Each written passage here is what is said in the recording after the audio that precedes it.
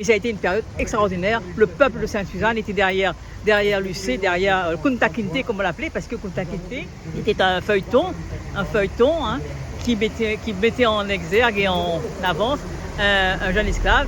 Et les gens ont vu dans Lucé le devoir de libération. Parce qu'il faut savoir qu'à l'époque, Sainte-Suzanne, le maire était le gros propriétaire, tout le monde était propriétaire, et donc c'était la première fois qu'un noir, un cafre, il y a eu un vrai cafre, arrivé à une position. C'est vrai que c'était un homme qui a symbolisé la liberté. Et puis on a avancé, et pendant tout son mandat, on a travaillé.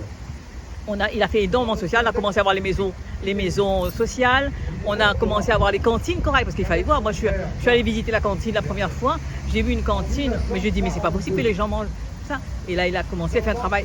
Il a toujours eu le souci de la personne qui est avec lui.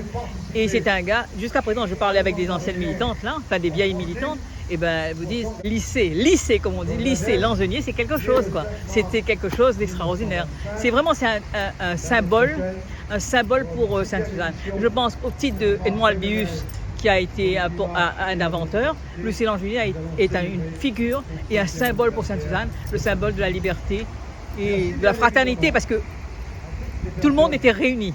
Tout le monde était réuni autour de lui. Il y avait pas de, il y avait tout le monde. Il y avait des blancs, des noirs, des Jamalbas, etc. Et tout le monde. Et c'est la première fois que je rencontrais un homme qui avait un QE et un QI équivalent.